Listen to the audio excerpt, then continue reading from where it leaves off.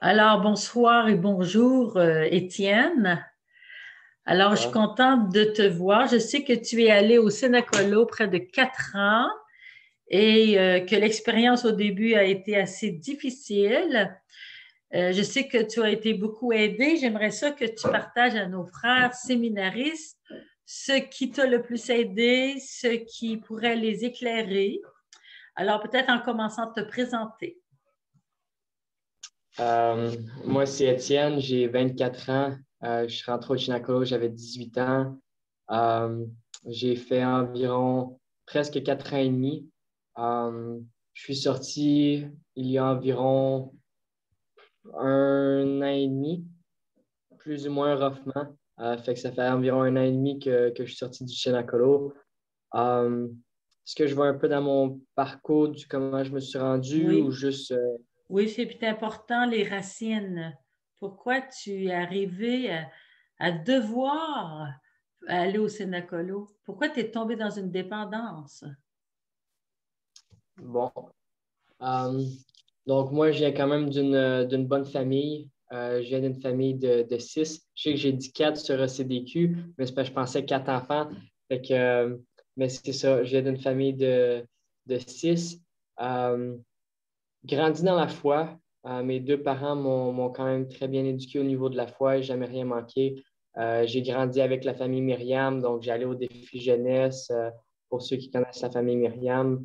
Euh, non, j'étais quand même fervent dans la foi en grandissant, ce qui n'a pas empêché que j'avais de nombreuses blessures qui sont infiltrées, que même encore aujourd'hui, je découvre encore. Euh, ce qui est une bonne chose. Je pense que ça va être un cheminement de guérison toute la vie. Puis je pense que ça va être un cheminement qui va me permettre continuellement de grandir dans ma relation avec Dieu. Mais dans les premières blessures qui m'ont blessé quand j'étais jeune, euh, dès un tout jeune âge, j'ai commencé l'école au primaire et j'étais hyper actif. J'étais très impulsif. Je ne sais pas si hyperactif, c'est le mot juste, mais je causais beaucoup de problèmes. Je cherchais beaucoup d'attention. Ça allait bien à la maison, mais il y avait quand même plusieurs blessures qui me portaient à quand même vouloir exister, à vouloir me sentir écouté, que je vois qui a manqué. Um, et du coup, c'est ce qui a fait que je me comportais un peu n'importe comment. C'est encore une phase que je suis en train de découvrir au niveau de mes blessures. Um, mais ce qui a fait, c'est qu'à l'école, j'ai été obligé de changer 3 fois d'école au primaire parce que les profs ne m'enduraient pas. J'ai été, dès l'âge de 8 ans, je crois, prescrit des médicaments pour le déficit d'attention, ce qui faisait que mes rapports à l'école étaient difficiles. Quand je prenais mon médicament, j'avais l'impression d'être un zombie. J'avais de la misère avec les relations, mais si je ne la prenais pas, je faisais plein de conneries. Puis du coup, je me mettais dans le trouble, puis je faisais plein de gaffes. Puis parfois, mes parents, sans vouloir nécessairement me blesser, me posaient la question quand ils voyaient que j'étais un peu partout, est-ce que tu as pris tes médicaments? Mais je sais que mes parents voulaient m'aider à réussir à l'école, mais ça ne l'a pas empêché que d'un côté, je sentais que si je prenais les médicaments, je n'étais pas normal. Puis si je les prenais, je n'étais pas normal. Fait que du coup, ma tête était dysfonctionnelle. Et en étant jeune, j'ai toujours été le plus petit de classe, ce qui fait que j'étais toujours choisi en dernier durant les sports, même si j'excellais. Je me suis rendu à un niveau assez élevé au niveau du baseball, joué dans le 3A. J'ai été recruté pour aller jouer aux États-Unis. Mais à un jeune âge, ce rejet de ma stature ou de mon corps a fait que ma tête n'est pas normale, mon corps n'est pas normal. Donc, tu sais, il ne reste pas beaucoup de place à pouvoir être, à être ce que je suis. Du coup, c'est ça, vu que j'ai changé 3 fois l'école au primaire, les rapports étaient difficiles de créer des amitiés qui duraient. Et j'ai aussi un de mes meilleurs amis est décédé quand j'avais environ 7 8 ans, ce qui a été vraiment traumatique, mais je n'ai pas été capable d'être en mesure de faire le deuil à cet âge-là, ce qui a fait que j'ai intériorisé toutes ces choses-là et vu que je faisais beaucoup de problèmes, ben, vu que mon ami était mort et qu'il était parti, je comprenais qu'il était mort, mais j'avais l'impression que c'était de ma faute parce que quand je faisais une connerie ou je faisais une niaiserie, ben, du coup, j'avais l'impression que on m'enlevait quelque chose de bien si je faisais quelque chose de mal. Donc, du coup, ben, ça, c'était un rapport qui était quand même assez important. Donc, subconsciemment, je n'étais pas capable de faire le deuil ou de le procéder intérieurement. Donc, du coup, je l'ai pris sur moi-même. Et ma meilleure amie aussi, quand j'avais environ 10 ans, a déménagé. Et je n'avais pas beaucoup d'amis stables. Donc, ce qui a fait que je me suis senti abandonné, c'était aussi mes havres de paix où je pouvais être moi-même, où je pouvais être libre. Et du coup, perdre ça faisait que j'avais pas beaucoup d'échappatoire, puis j'avais pas l'impression de pouvoir respirer en grandissant. Donc, et du coup, quand je suis rentré au secondaire, j'ai aussi changé d'école quelques fois. Et mon meilleur ami que je connaissais, maintenant c'est un autre meilleur ami, une autre amitié que j'ai bâtie sur environ une période de 8 ans. On se connaissait, ça faisait un bon 7 ans, 7-8 ans. Puis j'ai commencé à jouer au football américain, je fais une grosse commotion cérébrale. Mon ami habitait à 2 maisons de chez nous. Et, ben, il n'est jamais venu me visiter. Donc, je ne sais pas si c'était à cause que la commotion était avec son frère qu'on jouait ou je ne peux pas dire, je n'étais pas capable d'en parler. Puis intérieurement, ce n'était pas quelque chose que j'ai pas appris à parler quand j'étais jeune. Donc, j'ai vraiment refoulé beaucoup de choses, tout ce qui me dérangeait. Euh, et j'espère que c'est clair parce que j'espère que je ne tourne pas en boucle ou que je ne mets pas des morceaux ensemble. Mais ouais, du coup, j'ai pas eu beaucoup d'amitié stable, ce qui a fait que ça a fait des grosses blessures de rejet. Et une autre blessure, c'était durant les temps de Noël, euh, où avec mes oncles et mes tantes, ben, j'étais le cousin du milieu. Fait que soit mes cousins étaient beaucoup plus vieux que moi, beaucoup plus jeunes que moi, puis je suis plus vieux chez moi au niveau des enfants. Donc, tous mes frères et sœurs sont plus jeunes que moi, ce qui fait que j'avais pas ben de monde avec qui traîner à Noël. Fait que j'allais voir mes oncles, mes tantes, puis je leur demandais, bon, comment va la vie, comment va le travail. Euh, J'avais quand même des conversations assez profondes avec mon père pour mon âge, ce qui fait que vu que j'avais une relation particulière avec mon père, je m'attendais à avoir une relation avec mes oncles et mes tantes, euh, ce qui n'a pas été le cas. Et une fois que Noël était passé, ben, tout retournait un peu à normal, sauf que ben, mes frères et sœurs, eux, se faisaient inviter pour aller au cinéma ou aller faire du bateau ou faire des activités. Mais moi, je n'ai jamais été invité, ce qui a fait que ben, je me demandais personnellement s'il y avait quelque chose qui clochait chez moi. Puis c'était tout subconsciemment parce qu'encore là, c'est des événements que j'ai juste laissé passer, laissé brosser. Euh, et du coup, donc, ma tête ne va pas, ma tête est dysfonctionnelle, euh, mon corps est défectueux, mes amitiés ne tiennent pas, ma famille, mes oncles, mes tantes m'aiment pas ou ne tiennent pas à moi ou je n'ai pas été en mesure non plus de leur poser la question à cet âge-là. Euh, et, euh, et c'est ça. Ensuite, mes havres de paix disparaissent. Mon ami meurt, ma meilleure amie déménage. Donc, du coup, ça a le fait que j'ai encaissé beaucoup de haine, beaucoup de colère, beaucoup de honte. Euh, Définitivement me blâmant pour beaucoup de choses, mais en accumulant beaucoup de colère envers les personnes envers qui je n'étais pas capable de m'exprimer, puis je me sentais soit opprimé ou oppressé.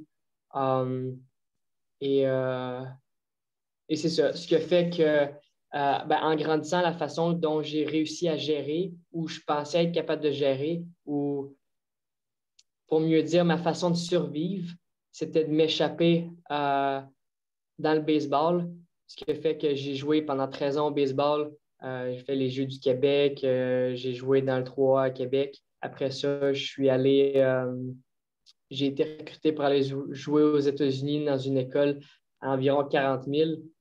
Donc, j'avais quand même une bonne bourse. Ce n'était pas une bourse complète, vu qu'ils ne me connaissaient pas assez bien. Et du coup, ben, je n'avais pas de logement, je n'avais pas non plus les études. C'était juste pour le programme de sport. Ce qui a fait que ben, j'ai une tante qui habite aux États-Unis, mais le voyagage, c'était 1 heure de route tous les jours. Fait que ça a comme tombé à l'eau. Et du coup, mon père m'a dit, tu sais, tu as tout le potentiel, tu as tout ce qu'il faut, mais je pense que c'est la fin de la route parce que, tu sais, t'as juste pas il y a juste pas la chance de pouvoir comme aller faire des camps ou me faire connaître. Parce qu'aller faire des camps aux États-Unis, ça aurait coûté le même prix que d'aller à l'université. Fait que du coup, on a laissé faire. Et quand le baseball a fini, ben, c'est la seule chose que j'avais l'impression d'être capable de bien faire. Puis, je n'avais pas nécessairement besoin non plus de réfléchir quand je jouais au baseball parce que je savais quoi faire. Je savais où lancer la balle, je savais comment la lancer. Et il n'y avait pas d'inconnu ou de mauvaise surprise. Et ça m'avait aussi donné mon estime de moi, ça m'avait donné ma valeur. Donc, perdre ça, c'était perdre tous mes repères, toute ma sécurité, tout ce qui m'empêchait de faire face à la réalité, à mes blessures, à tout ce qui m'avait blessé. Donc, du coup, quand ça s'est tombé à l'eau, ben, j'ai commencé à boire toutes les choses que je m'étais empêché de faire ou que je m'étais limité de faire pour ne pas ruiner mes chances au baseball. Donc, boire, consommer. Et petit à petit, ben, j'étais allé au cégep. J'ai fait 2 sessions. Ben, 1 et demie parce que j'ai lâché à moitié de la deuxième. Euh, mais j'ai commencé à aller au cégep, puis de plus en plus, tu sais, c'est normalisé de fumer du pot, euh, boire en fou, faire de la coke, faire de l'extra. Fait que j'ai touché pas mal à tout. Puis ben, au début, c'était pas trop un problème. Tu sais, je buvais régulièrement, mais jusqu'au point où que j'ai fait un coma éthylique. Puis après ça, que ben, l'alcool s'est passé. Après ça, ben, j'ai tombé dans le cannabis. Après ça, ben, tu sais, ça fait de boule de neige. Puis jusqu'au point où que, euh, j'ai eu une grosse situation avec ma mère. Puis, puis à ce point-là, tu sais, c'était la seule que j'avais l'impression qu'il y avait encore espoir pour moi. Parce que même mes amis, tu sais, en niaisant, tu sais, ça ne donnait pas vraiment beaucoup d'espoir que, tu sais, je pense pas mal tout le monde savait où je m'en allais, que ce soit la morgue ou la prison. Euh, En tout cas, au rythme que j'allais. Puis, puis c'est ça. Fait que dans un échange avec ma mère qui a été assez blessant, j'ai eu l'impression qu'elle avait perdu espoir. Et du coup, ben, mon père, j'ai eu des grosses situations qui ont fait que je ne lui ai pas parlé pendant 2 ans, dès le commencement de ma dépendance. Et, euh, et mes frères et sœurs me regardaient plus dans les yeux, entendre toutes les histoires toutes les fins de semaine à l'école ou dans le locker de hockey pour mon frère qui jouait. Euh, Fait que du coup, il y avait beaucoup de honte attribuée à mon nom puis aux histoires qu'on entendait qui véhiculaient dans la ville. Et du coup, fait que quand ma mère, c'est la seule qui a espoir qui perd, euh, ben, j'ai perdu espoir pour moi-même. J'ai essayé de m'ouvrir les veines cette journée-là. J'ai tellement bu, je n'étais même pas capable de tenir le couteau. Euh, ça a vraiment été loin. Puis j'ai vraiment été chanceux que ça n'ait pas fonctionné parce que celui qui m'a retrouvé, c'est mon frère de. À ce temps-là, je pense que mon frère avait 8 ou 10 ans. Donc, c'est ça, je pense que ça aurait été très traumatique pour lui de me trouver comme ça. Fait que, ben, pour tout le monde, puis pour moi-même, puis en tout cas, je n'essaie pas de dire que c'était une bonne chose d'essayer de faire ça, mais du coup, c'est ça. Fait que d'entrer en contact et en réalité avec ce que je vivais intérieurement a fait en sorte que ben, j'étais beaucoup plus conscient de ce que je vivais au niveau de ma dépendance puis de mon mal-être. Ce qui a fait que ben, ça me prenait 2 à 3 fois plus d'efforts pour suffoquer tout ce que j'avais intérieurement. Donc, du coup, ben, ça a fait une boule de neige et ben, j'ai commencé à vendre de la drogue, j'ai commencé à inhaler de l'essence, j'ai commencé à voler ma famille, j'ai commencé à voler mes amis, manipuler ma grand-mère pour qu'elle me donne de l'argent pour des livres pour le cégep quand j'allais même plus au cégep. Je volais son alcool. Euh, je ne sais pas ce que j'ai pas fait. Fait que du coup, c'est ça, c'est allé assez loin jusqu'au point où que mon père me pogne avec quantité assez incroyable de drogue dans la maison. Et mon père m'a mis à la porte. Et du coup, je me suis ramassé dans une maison pour sans-abri pour environ 2 mois, 2 ou 3 mois. Et, euh, et c'est là que ma mère m'a interpellé, m'a demandé si je voulais aller à une soirée prière. J'ai dit, oublie ça. J'ai dit, c'est la dernière chose que j'ai besoin de faire en ce moment. J'ai besoin de me trouver un appartement. J'ai besoin de me trouver une deuxième job.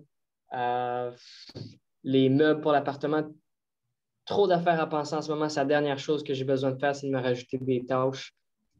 Fait que du coup, ma mère m'a dit quelque chose assez smart que j'oublierai jamais. Puis elle m'a dit, mais qu'est-ce que tu as à perdre?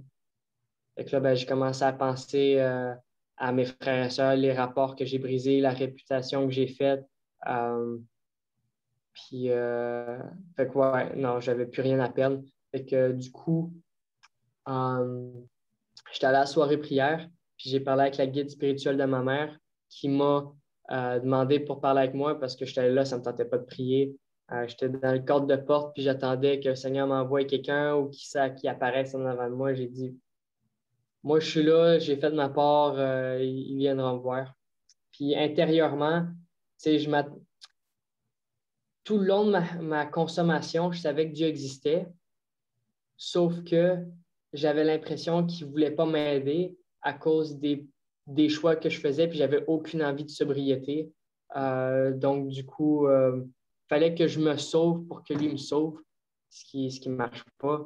Euh, et du coup, d'aller là, la guide spirituelle m'a proposé d'aller au Chinakolo, fait qu'elle m'a dit, tu sais, vous allez travailler, vous allez regarder des films, tu sais, tu vas apprendre à dealer avec tes pauvretés. Moi, je pense que je m'en vais là-bas faire un club med, euh, tu sais, aller là-bas ben peinard, puis pousser 2, 3 brouettes, après ça, jouer au soccer, puis regarder la TV.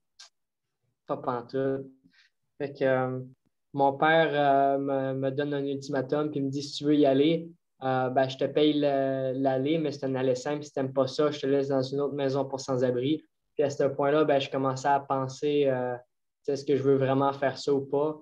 Puis ben, de la façon dont j'étais setupé, c'est que j'allais coper 5 à 10 ans d'emprisonnement à cause des gens avec qui je traînais.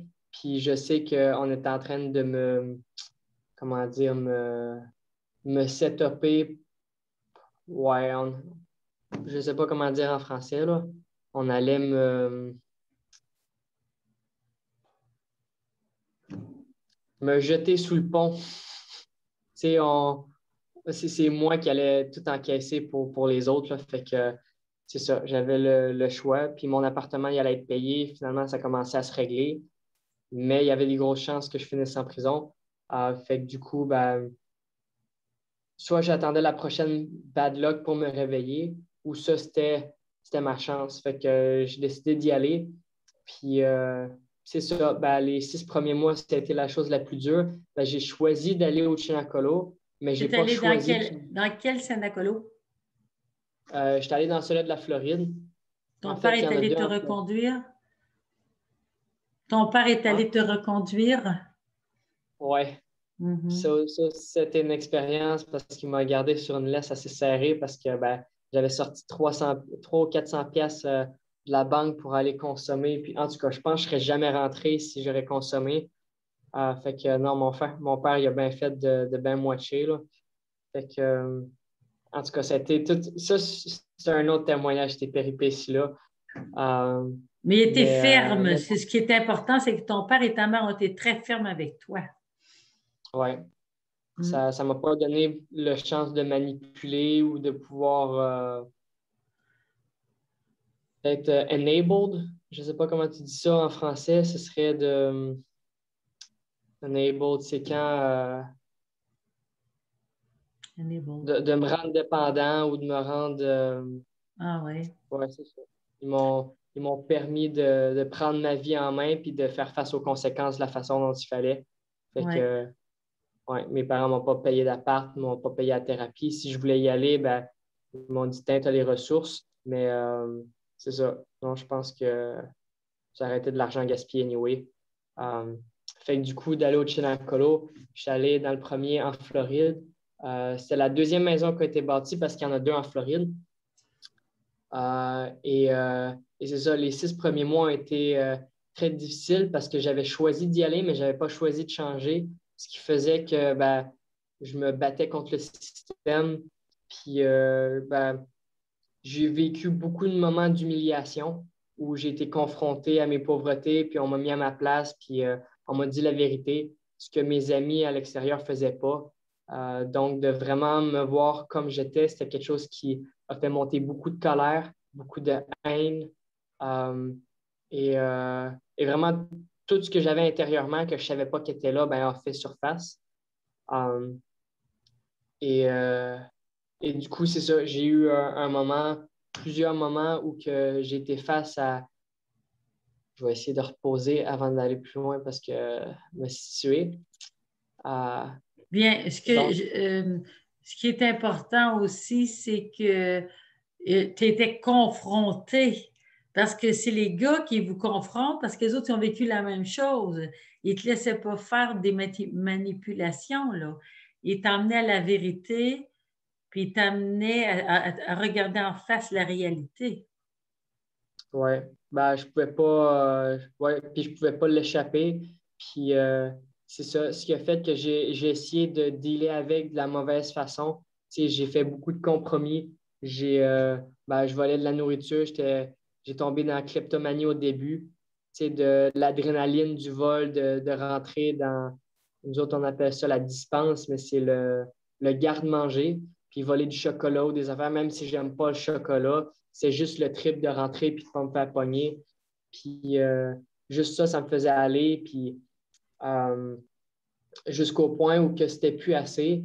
Puis j'ai commencé à faire des plus gros vols, à sortir de soir, à me sauver de nuit, à revenir. Puis tout ça, ça a fait une lourdeur en moi que je n'avais pas connue avant la communauté, même quand je volais puis je faisais tout ça, parce qu'il n'y avait pas de distraction, il n'y avait pas de musique, il y avait pas de filles, il n'y avait rien, il y avait rien que ma tête, puis mes actions, puis ce que je faisais. Ce qui a fait qu'à un certain point, c'était devenu insupportable. Pour la première fois de ma vie, j'étais capable d'aller voir mon responsable et dire, regarde, j'ai fait ça, ça, ça.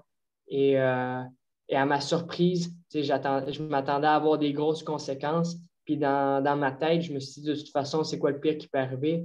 Moi, je m'en vais au jour de mes 6 mois, je me barre, je m'en vais, je prends mes affaires. Puis je n'avais pas l'intention de faire le programme au complet.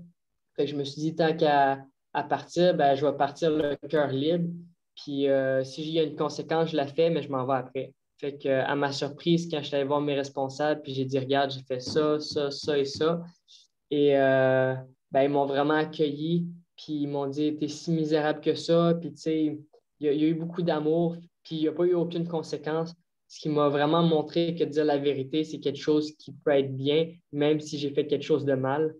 Euh, et que ben, c'est toujours mieux accueilli que quand quelqu'un le découvre au lieu que je le dise.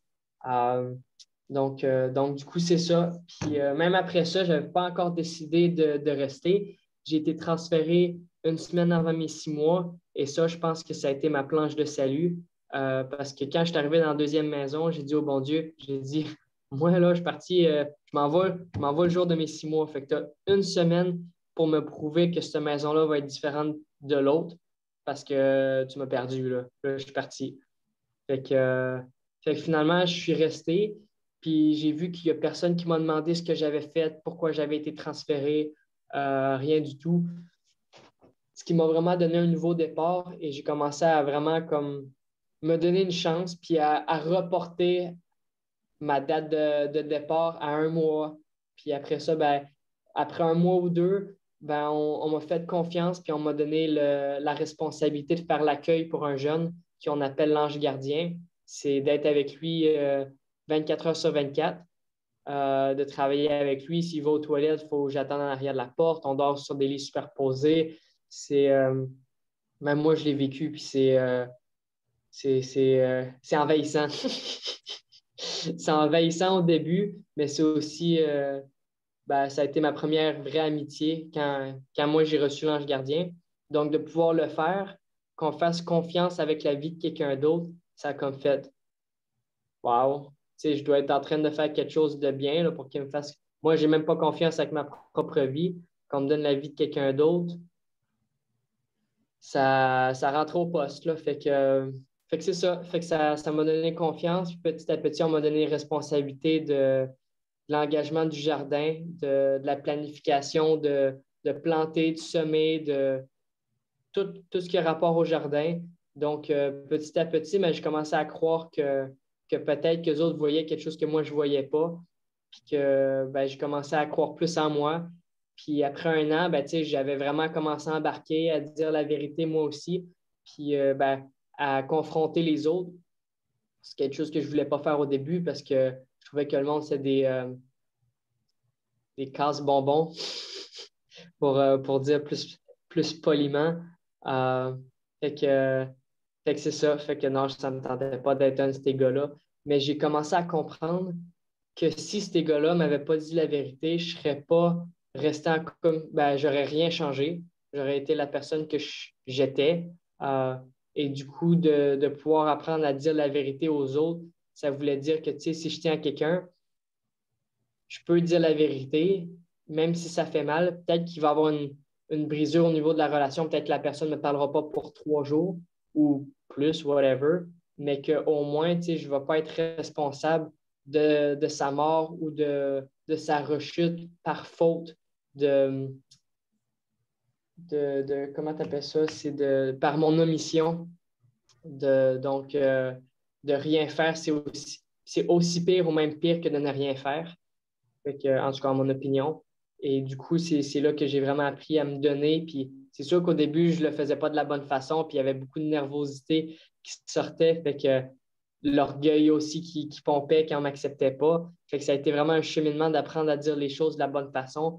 Puis aussi, ben, quand mon orgueil est touché, ben, d'apprendre à en parler, puis à m'excuser, à prendre responsabilité pour mes propres émotions. Même si la personne était dans le tort, j'ai quand même choisi de vivre de l'orgueil, de vivre de la colère, donc de quand même aller m'excuser pour ça.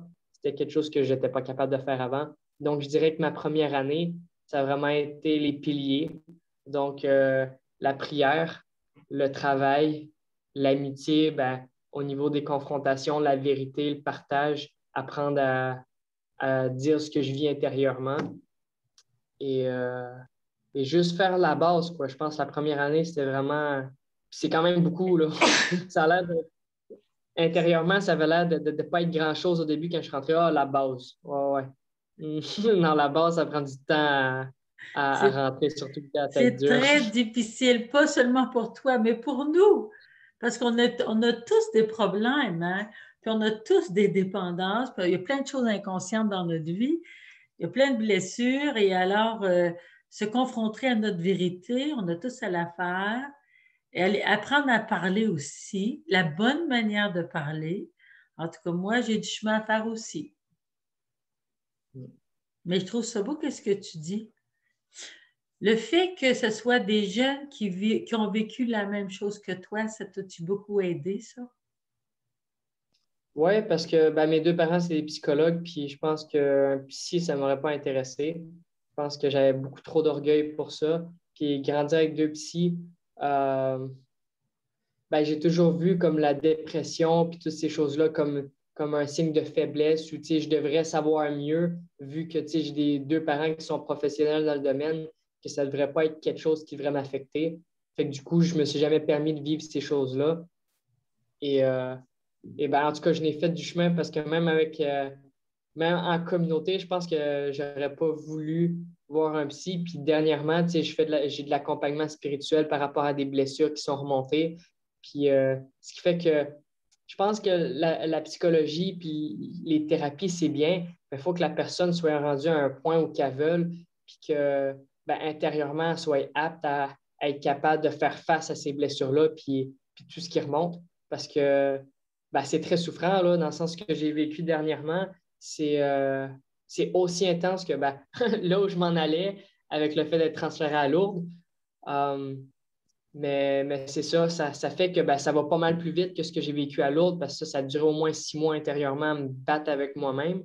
Mais là, de pouvoir comme faire ça, puis de voir que, il y a des trucs qui aident à passer au travers plus vite ou pas nécessairement plus vite, mais de la bonne façon. La façon où que, ben, je me fais moins mal ou que ben, je m'évite des souffrances si nécessaire. Fait que ben, je pense pas qu'on peut rusher ce processus-là là, de guérison.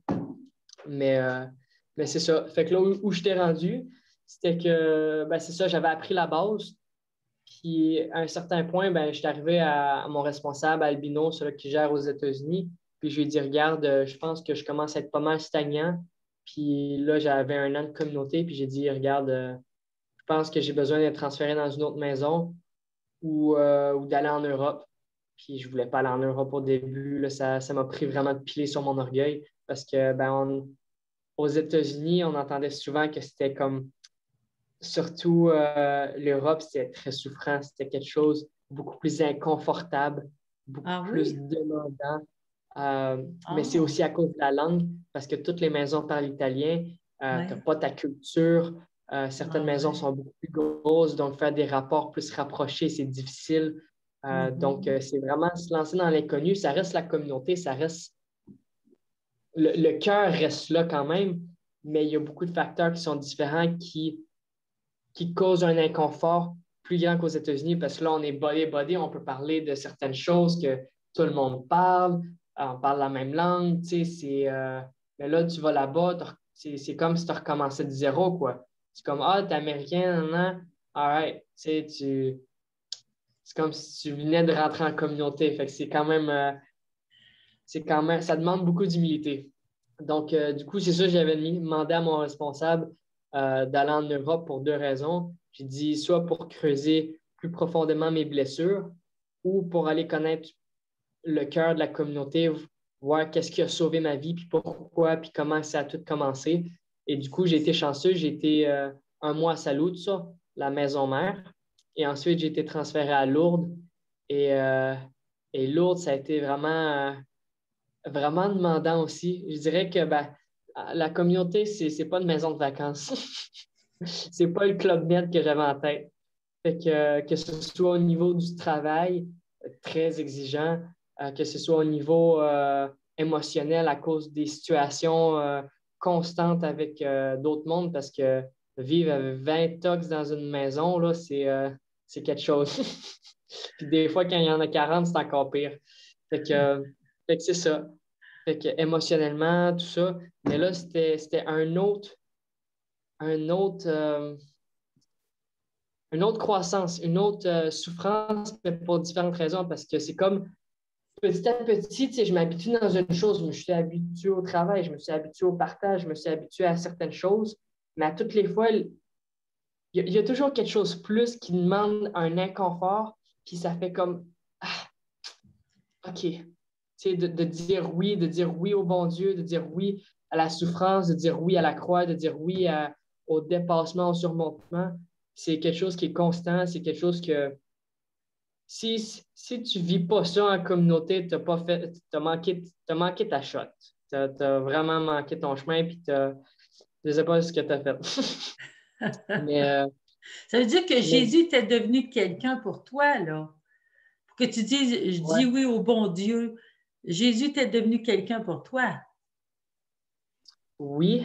Dans ce sens, moi, j'ai choisi la prière depuis le début. J'allais à l'adoration tous les jours parce que c'est quelque chose qui est optionnel parce que c'est sur notre temps libre. Donc, c'est soit avant d'aller se coucher, en plein milieu de la nuit, ou le matin avant de se lever, avant l'horaire.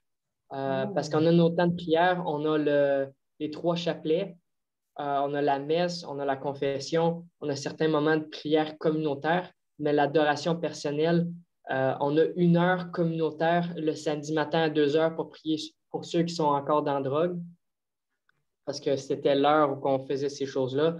Donc, à cette heure-là, on fait réparation. Donc, du coup, c'est ça. Moi, j'ai choisi la prière depuis le début, mais ça s'est vraiment concrétisé ma façon de dialoguer avec Dieu, puis vraiment comprendre plus ce rapport-là.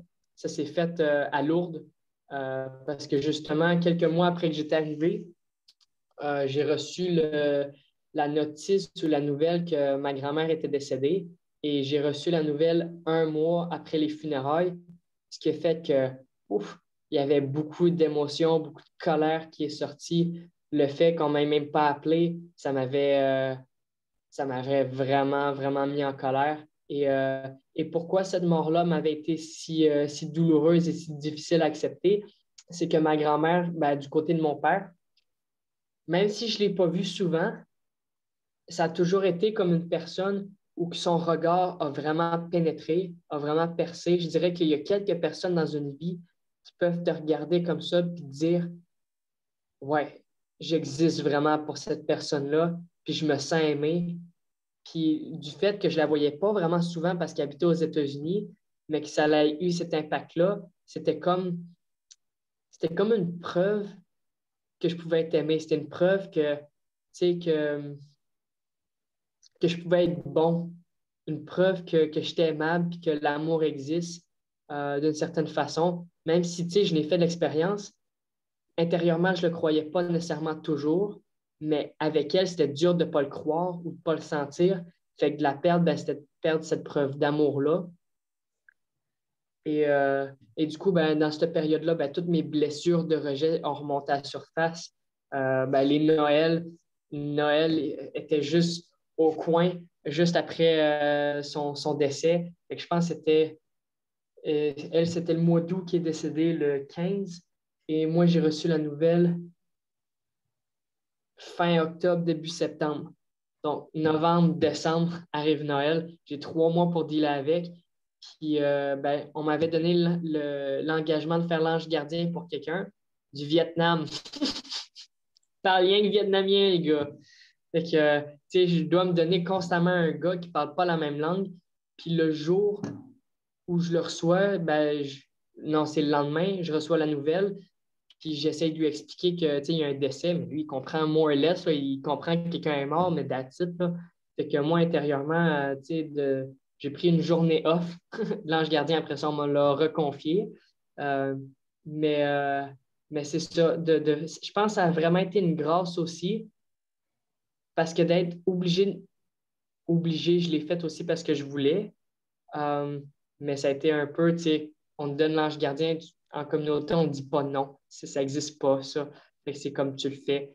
Donc, d'être un peu poussé à faire ça m'a vraiment poussé à pas être centré sur mon nombril puis moi-même puis ce que je vivais. Je pense que si j'aurais pas eu ça, je me serais apitoyé puis je me serais vraiment comme, j'aurais chialé puis j'aurais vraiment vécu ça de façon négative ou plus négative. Euh, Ce qui a fait que, tu sais, le gars, il était là pour une expérience, puis il allait revenir, puis à cause des passeports, puis tout ça. Donc, je voulais pas qu'il retourne chez eux en se disant qu'il y a eu une expérience de merde avec son ange gardien qui était misérable tout le long. Fait que, non, je voulais pas qu'il reparte avec ça sur le cœur. Fait que je me suis dit, non, je vais bien faire les choses. Fait que je me suis poussé. Mais un ange gardien s'est transformé en 4 ou 5 de suite. Fait que pendant 5 mois de temps, j'étais non-stop avec du monde, toujours en train de me... Ce qui a fait que c'était vraiment difficile de digérer ce que j'avais à vivre. Mais je pense que c'était aussi ce que j'avais besoin. Et au travers de tout ça, où ce que j'en aboutis, c'est que toute la colère, toute la haine qui est montée de mes blessures de rejet avec mes oncles, mes tantes, les Noëls, le fait que mon ami n'est jamais venu me voir quand j'ai fait ma commotion cérébrale, j'étais comme 6 mois à la maison sans pouvoir aller à l'école, rien faire, jouer au bloc Lego parce que je ne pouvais pas regarder la TV ou rien. Là. Fait que c'est ça. Fait que du coup, quand tout ça m'a explosé dans la face, euh, j'ai continué d'aller à la chapelle tous les jours, mais je n'étais même pas capable de regarder le Saint-Sacrement, puis je ne savais même pas pourquoi j'y allais.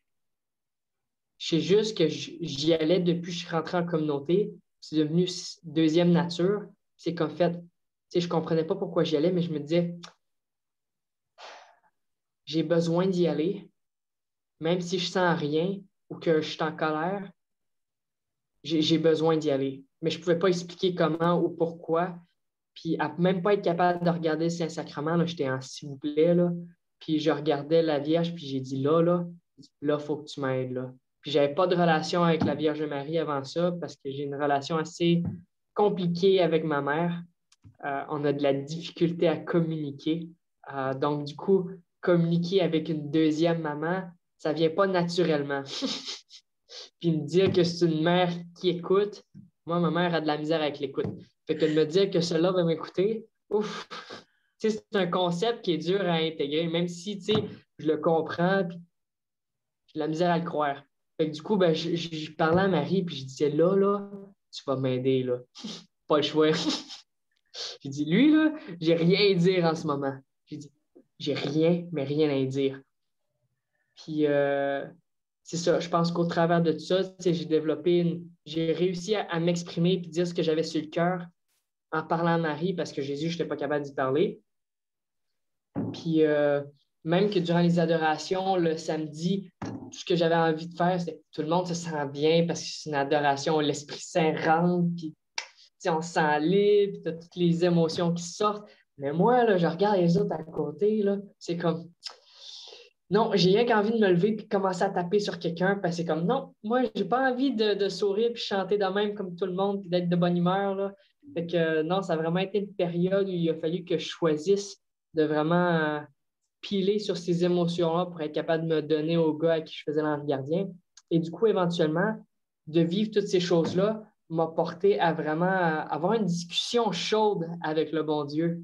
Puis, pour dire le moins, l'envoyer promener puis dire tout ce que je pense en arrière de la tête, puis d'être capable d'exprimer ça, puis de voir que c'est correct de vivre ce que j'ai à vivre, puis que c'est correct d'être en colère contre le bon Dieu. Puis même si ça sort tout croche, ben il sait déjà ce que j'ai dans le cœur. Fait que même si ça sort tout croche, ben, ça va pas être quelque chose qui va le choquer. Fait que non, ça a vraiment permis restituer ce que je vivais intérieurement, puis de vraiment comme d'être libéré de ces émotions-là, puis de cette colère-là, parce que sinon, c'est juste quelque chose que je gardais intérieurement. Puis petit à petit, un dialogue s'est refait, puis j'ai fait mon détachement, puis éventuellement, je me suis excusé au bon Dieu pour mon orgueil, ma colère, puis tout ça, là, comme je faisais avec les gars en communauté, prendre responsabilité pour ce qui m'appartient. Et du coup, c'est ça. Je pense que ça a vraiment commencé un vrai dialogue, sans masque, sans tabou avec le bon Dieu. Un vrai dialogue. Ouais, je pense qu'avant ça, Ça, j'avais des dialogues. Ouais, vas-y. mais ça doit t'aider beaucoup encore, ce vrai Ah ouais. dialogue avec le bon Dieu. Ça doit Ouais, t'aider beaucoup, hein? ouais, parce que même dans ce que je vis, dans le sens les blessures que j'ai vécues au niveau de mon enfance, ben, que je vois que je fais un suivi spirituel avec un prêtre, euh, de l'accompagnement spirituel à ce niveau-là. Je me suis rendu compte que j'avais beaucoup de colère contre mon père, puis j'avais l'impression que mon père n'était pas là quand j'étais jeune. Tu sais, je sais que c'est pas vrai, là. Tu sais, que j'ai joué avec mon père, puis je me rappelle que mon père m'aimait, puis tout ça. Mais à cette période-là, entre 5 et 12 ans, c'est comme s'il y avait un blanc de tout ce qui s'est passé. C'est là que j'ai perdu mes deux amis, celui qui est déménagé, puis celui qui est décédé. Mhm. Et je me rappelle que j'avais tout le temps de l'anxiété à l'école, que je voulais toujours me sauver, que j'étais mal. Mais quand j'étais à la maison, j'avais l'impression que quand mon père me criait après ou qu'il me chialait à cause de ma médication ou qu'il me disait mais pourquoi est-ce que tu fais ça? C'est donc ben niaiseux ou des affaires comme ça. Ben, tu sais, que j'avais pas l'impression de pouvoir vivre ou exister ou être moi-même, quoi. Que Ah j'avais ouais, pas le droit d'être moi. Donc, du ouais. coup, même si aujourd'hui, ma relation avec mon père ou au travers de mon cheminement au baseball, mon père, ça a été mon coach tout le long. Fait que, tu sais, j'avais des conversations profondes. C'était mon meilleur ami en grandissant. De pouvoir imaginer que je pouvais vivre de la colère contre lui. Tu sais, intérieurement, il a fallu que je l'envoie promener puis que j'y dise, tu sais, tout ce que je pensais intérieurement. Parce que j'avais jamais été capable, en tant qu'enfant, de dire je me sens opprimé, je me sens pas libre, je me sens pas si. Donc, ce qui fait que ce que j'ai réussi à faire avec le bon Dieu, ben, j'ai réussi à le reproduire au niveau de mes blessures. Puis que, ben, tu sais, c'est rien de perdu, c'est toujours quelque chose qui enrichit mon expérience humaine, quoi. Oui. Donc, Aussi, je voudrais revenir sur une expérience que tu as vécue à Lourdes. Je me souviens un jour, tu nous racontais ça, qu'un prêtre était venu, parce que là, je vois, c'est beaucoup les gars entre vous qui vous aidez, les responsables qui ont vécu la même chose. Mais un jour, il est venu un prêtre pour le sacrement du pardon, puis il parlait avec un de tes amis là-bas, puis toi, tu dis, je ne veux pas aller le voir, ça va être trop long. Puis à la fin, tu as eu une très grande grâce à rencontrer ce prêtre. Ouais. Ça, c'était pas à Lourdes, c'était aux States, mais c'est pas grave. Ah. C'est ça. Donc, je suis revenu aux States à ce point-là. Et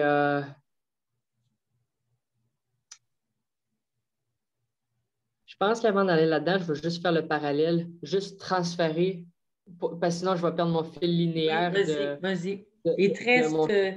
il te reste 10 minutes. OK. Ouais. Mais continue, sinon les séminaristes, on va les faire t'écouter plus longtemps. Ben, je pense qu'avec 15 minutes, je peux peut-être être plus en mesure de. On va essayer. Donc, OK. donc c'est ça. Donc, mon cheminement à l'autre, c'est pas mal fini là. Euh, Plus ou moins, dans le sens que ensuite, j'ai été transféré à Barthez, un peu plus haut dans la montagne. C'est là où Sainte-Bernadette s'occupait des moutons.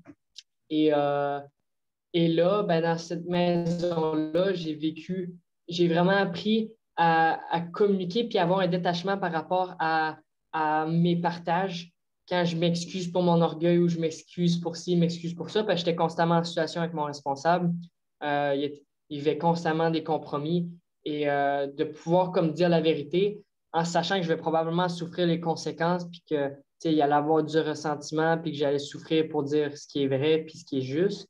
Euh, ben, d'être capable de continuer de dire les choses, puis de même si je suis persécuté ou peu importe, ben, que tu sais, c'est pas nécessairement pour causer un changement, mais pour que moi, ben, de un, je sois libre de mes jugements, puis que je sois libre de ce que je vis, mais aussi pour que lui sache, puis que lui aussi soit dans la vérité, même si ça coûte, tu sais, c'est plus important que peut-être moi, je souffre un peu plus, puis que lui, il reste en vie.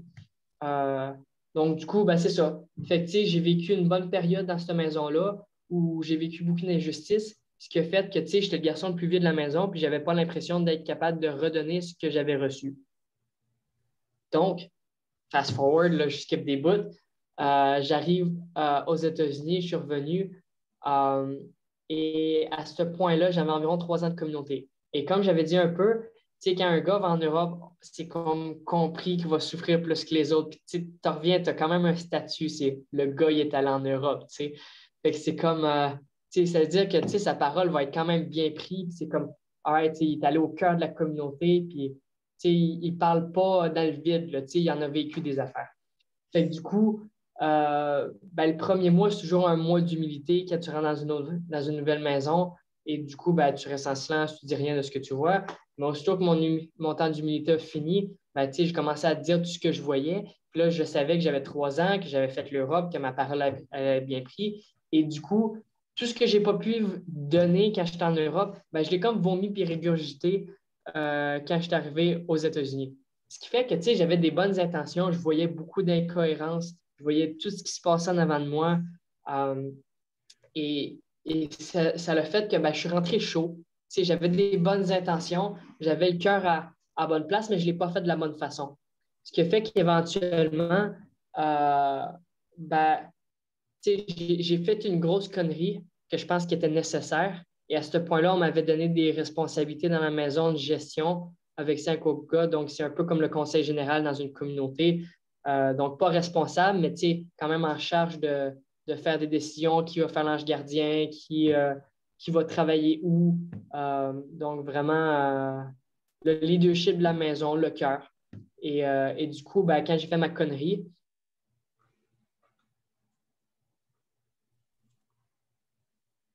Oui, c'est bon. C'est revenu. c'est bon? OK. Oui.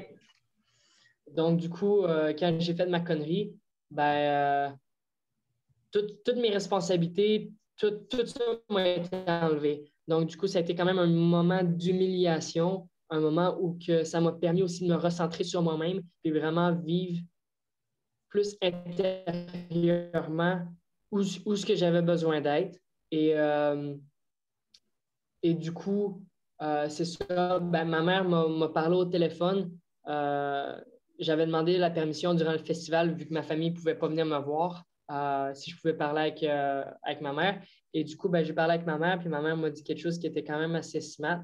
Même si on ne parle pas beaucoup puis qu'elle ne m'écoute pas, des fois, elle a des bonnes choses à dire.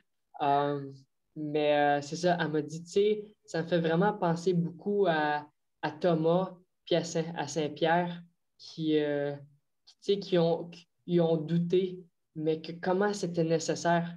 Puis, tu sais, ça a dû être humiliant, embarrassant. Tu sais, Pierre, la tête de l'Église qui renie Jésus devant tout le monde. Puis, tu sais, c'est lui que Jésus a dit sur toi, je vais bâtir mon Église, tu t'appelleras Pierre. Puis que c'est lui le premier à dire qu'il connaît pas Jésus. Et, euh, et du coup, de le voir à la résurrection, je peux pas m'imaginer comment il a dû pleurer, là. Ou Thomas, qui est le seul qui n'a pas vu Jésus quand Jésus est ressuscité, puis qui dit, je ne croirai pas tant que je ne mets pas mes doigts dans ses trous, ma main dans son côté. Et où j'en aboutis avec ça, c'est que à quel point c'était nécessaire qu'eux autres ben, fassent leur connerie pour, pour pouvoir voir. Tu sais, il aurait été des personnes justes, mais il n'aurait pas été des bons pasteurs parce qu'il n'aurait pas été capable de se mettre dans les chaussures des autres, de ceux qui ont douté, de ceux qui ne croient pas, d'avoir un regard de miséricorde. Donc, en anglais, on a un très beau mot qui dit self-righteousness. Il aurait été des personnes auto-justifiées par leurs bonnes actions puis par le fait que, tu sais, ils ont cheminé avec Jésus. Tu sais, j'ai vécu avec le Seigneur, c'est yo. mais, mais de dire, tu sais, non, qu'eux autres aussi, ils ont été en contact avec leur faiblesse humaine, même après 3 ans d'avoir cheminé avec Jésus. Ce qui fait qu'après 3 ans d'avoir moi-même cheminé dans la communauté avec Jésus, j'ai fait ma connerie, j'ai douté, et ça m'a vraiment permis intérieurement de retrouver une place juste avec le bon Dieu. Puis dans cette période-là, il y a un prêtre qui est venu, c'est là que j'en arrive à... Je pense que je suis figé. C'est pas grave, continue, on te voit. OK. Ah, Donc, du coup, c'est ça. Il y a un prêtre qui est venu et à ce point-là, ben, c'est un prêtre exorciste qui est venu faire une messe de libération. Et en tout cas, ça a bougé. Là. En tout cas, je pense que tout le monde l'a senti dans la maison. Puis il y a beaucoup de personnes qui voulaient lui parler. Puis lui, il a approché plusieurs personnes pour parler. Donc, du coup, le gars qui était avant moi, il est sorti de là. Je pense qu'il était minuit et demi, si c'était pas 1 heure. Nous autres, on se réveille tous les matins à 6 heures. C'est comme, hey Joe, puis sûr, ça me tente de te parler. Là. Je vais te dire merci, bonsoir. Puis, tu sais, fais une petite prière vite, vite, fais ta magie. Puis, débarrasse-moi de tous mes démons. Puis, tout ce qui est intérieurement. En tout cas, c'était le dialogue que j'avais intérieurement, que c'était comme, tu sais, je l'ai dit un peu plus gentiment quand je suis rentré. Là. Mais c'était l'attitude avec laquelle je suis rentré. C'était fais ta magie, puis envoie-moi me coucher. Là. Fait que, je sais que c'est pas de la magie, là. Mais. Fait que c'est ça. Fait que je vais le voir. Puis intérieurement, les choses avec lesquelles je voulais aller lui présenter, c'est que ben, dans tout mon chemin de communauté, j'ai toujours lutté avec la pureté, la chasteté, puis surtout avec des gars, dans le sens, ça a été toujours ben, des gars de communauté qui ont vécu la rue. Euh, Moi, c'était une façon d'être capable d'entrer en relation avec les autres, d'entrer en contact. Euh, Parce que moi, connaissant en général sport, musique, film, on m'a perdu, là. Fait que comment est-ce que je fais pour entrer en relation avec les autres puis sentir que, tu sais, il y a une connexion? Ben, une chose qui était facile depuis le début, ben, on est tous des gars puis on aime toutes les femmes. Fait que, tu sais, d'en parler de façon crue, mais vraiment crue, déplacée, valeur choc, tu sais, de dire la chose la plus crade, c'était moins ça. Fait que de tout le temps avoir comme, c'est ça, d'être le pire. Tu sais, dans le sens que j'ai vécu des choses, je pense que j'ai été blessé dans ma sexualité dès l'âge de 8 ans. J'ai commencé à avoir mes premières expériences à 8 ans, fellation avec une des voisines à côté. Et en tout cas, j'en passe, là, ça a dégénéré, ce qui a fait que ça a créé beaucoup de blessures aussi intérieurement. Euh, et du coup, j'avais une image assez tordue de la femme et de ce qu'elle représente. Donc, le prêtre. ce que j'allais voir, parce que moi, j'ai prié pendant des mois. Je t'appelais la Divine Miséricorde à 3 heures tous les jours fidèlement. Euh, et soit j'étais capable de ne pas tomber en parole, mais pas en action, ou pas en action, mais pas en parole. Donc, je n'étais jamais capable d'être complètement libéré ou détaché. Et du coup, quand je suis allé voir le prêtre, c'est ça que je suis allé lui présenter. Puis, tu sais, quand j'ai expliqué les blessures au niveau de mes expériences sexuelles à un tout jeune âge, il m'a dit, tu sais, j'ai pas l'impression que ça, c'est la racine de cette blessure-là ou de tout ce que tu vis intérieurement. Et il m'a dit, tu sais, y a-tu un moment quand tu étais jeune, j'ai l'impression. Parce que là, il me dit qu'il voit comme un genre de poignard, comme 3 pouces de long, un peu artistique, puis moi, ça me parle pas. Puis, fait que du coup, tu sais, je dis, tu sais, il y a un moment où que, dans ma famille, mes parents en ont parlé souvent. Puis, c'était quand j'étais tout jeune, je sais pas quel âge je devais avoir peut-être 4 ans. Puis, c'était un repas avec des amis de la famille. Puis, moi, je vais dans une autre pièce, puis je trouve un gros chapeau. Mais un chapeau, là, qui est genre 5 fois la taille de ma tête. Puis là, je viens me présenter avec le chapeau, tout content, tu sais, d'avoir découvert, d'avoir trouvé cette affaire-là. Puis là, tout le monde se met à rire. Mais tu sais, il est cute, c'était probablement ce qu'il y avait dans le cœur. Mais moi, tu sais, j'avais l'impression qu'on riait de moi. Donc, du coup, moi, ça a été vraiment une blessure, comme si ça m'a pénétré. Puis mes parents m'ont dit, j'ai Voyons. plus jamais été le même. Puis c'était comme si un mur de honte était Oh. tombé. Et lui, le prêtre, c'est comme s'il voyait ma mémoire, puis il me dit, puis c'est comme si, là, je suis là, mais un petit enfant, puis que tout le monde est en avant de moi, puis qui me dit, c'est comme à cet âge-là, c'est comme dans ce moment-là, au travers des rires, puis de cette honte-là qui est rentrée, c'est comme s'il y avait un nuage d'esprits générationnels qui sont rentrés en moi. Parce que mes deux grands-pères avaient été infidèles dans leur mariage. Mes deux grands-pères étaient alcooliques. Donc, il y avait beaucoup de péchés non repentis qui ont probablement viennent de là. En tout cas, je sais pas, je peux spéculer, je ne saurais jamais jusqu'à temps que j'arrive au ciel. Fait que, mais du coup, ça a été quelque chose qui m'a opprimé, oppressé.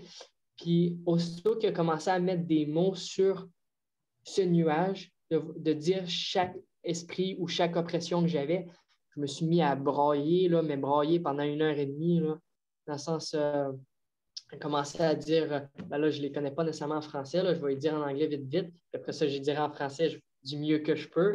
Mais il a commencé à dire self-hatred, obscenity, sneakiness. Il y en avait plein d'autres, je les ai tous écrits, mais en tout cas, je pense que le Mais peu juste, il est là. importe, tu sais, l'important, c'est qu'il les a chassés, hein? Ouais. Puis c'est ça, c'est pas important, Puis toi, mais dans le comment tu sens que t'es senti après ça? euh, c'est ça, dans le sens que ça a vraiment. J'ai figé, je suis devenu direct comme une barre. Surtout, je me suis mis à pleurer quand il a dit l'esprit du suicide parce que il y a personne à qui je n'avais parlé. Je n'ai juste parlé à 2 amis. J'avais essayé de me suicider. Et du coup, après ça, euh, on a fait un ministère de libération parce qu'il ne peut pas faire d'exercice ou quoi que ce soit. Puis je ne sais pas si je n'aurais eu besoin ou pas, là. Mais du coup, je ne pense pas. Non, Du c'est coup, surtout que libération. j'étais libre, que j'étais Mhm. libre après. Euh, on a renoncé les esprits. Puis après ça, c'est comme c'est comme être capable de respirer pour la première fois. Puis comme l'amour, puis tout ce que j'ai senti, c'était tellement précieux, c'était tellement bon, c'était tellement vrai et pur que c'était comme ce que j'ai senti cette journée-là. Je savais que je ne pouvais pas rester, je ne pouvais pas retourner où ce que j'étais avant, que j'avais rencontré Dieu d'une façon. Tu sais, c'était la première fois que je pouvais m'aimer vraiment de façon comme concrète, sans vraiment avoir de peur de ce que les autres vont penser, de si je ne dis pas une joke sale ou tout ça, de ce que les autres pensent.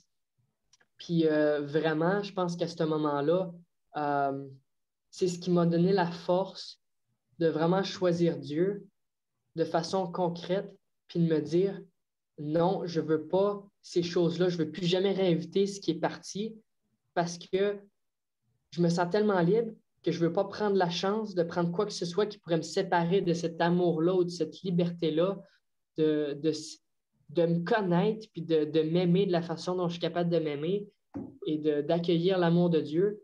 Fait que non, j'ai dit à partir de ce moment-là, là, ça doit faire ça fait 2 ans et demi, 3 ans que je n'ai pas dit de joke sale puis que je ne suis pas tombé dans l'impureté puis ces choses-là. Puis Ça ça, veut dire je comment suis tombé. c'est très, très important, le ministère de libération que les prêtres ont. Et je trouvais ça très important que tu le dises parce que les prêtres n'ont pas nécessairement vécu ce que vous avez vécu comme dépendance. Hein, quand ils vont être ordonnés, il y en a, oui, mais ils peuvent aider beaucoup par leur ministère, par le sacrement du pardon, par l'Eucharistie, par le sacrement de libération, aussi dans le sacrement du pardon. Et je voulais que tu dises cette grâce-là parce que pour moi, c'est primordial. Parce qu'il a coupé les esprits intergénérationnels qui sont entrés au moment de la blessure de fond à 4 ans. Puis en plus, tu avais eu des abus à 8 ans. Alors les esprits rentrent parce que les liens d'âme créés avec cette personne-là, tu étais comme une personne abusée et les esprits étaient rentrés. C'est pour ça que tu n'étais pas capable de vivre la chasteté. Il faut le savoir, ça. Et c'est important que les prêtres ou les futurs prêtres le sachent pour aider les personnes qui les vivent de n'importe quel genre, là. Mais on a tous besoin d'être libérés. En tout cas, le temps est passé. On t'écouterait encore. Il y a sûrement plein de choses que tu pourrais dire, mais on est limité dans notre temps à 4 heures. Ça fait que je veux te remercier pour ton témoignage. Puis, on espère qu'on continuera de partager avec toi, puis continue ton cheminement parce que ça nous donne l'espérance qu'on peut s'en sortir si on accepte de dire oui, comme tu dis, au bon Dieu.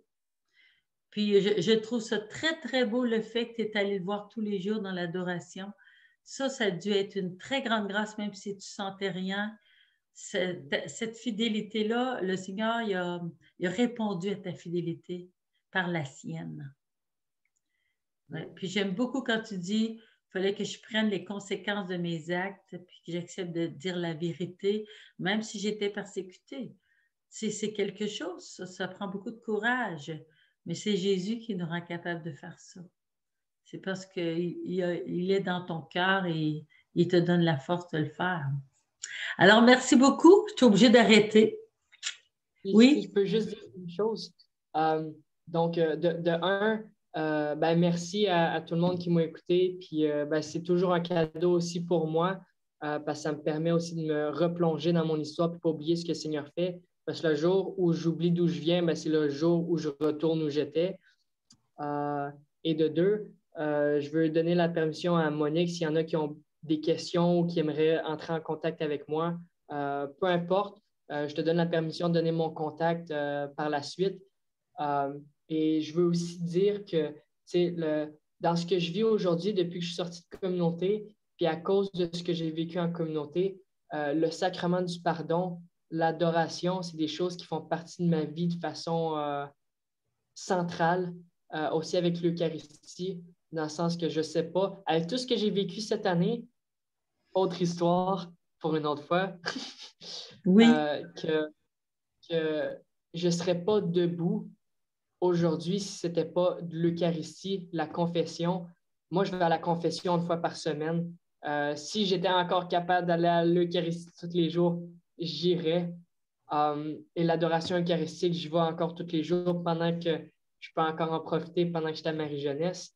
Mais c'est vraiment comme des ressources que le monde a vraiment besoin aujourd'hui. Puis c'est vraiment un cadeau d'avoir des prêtres.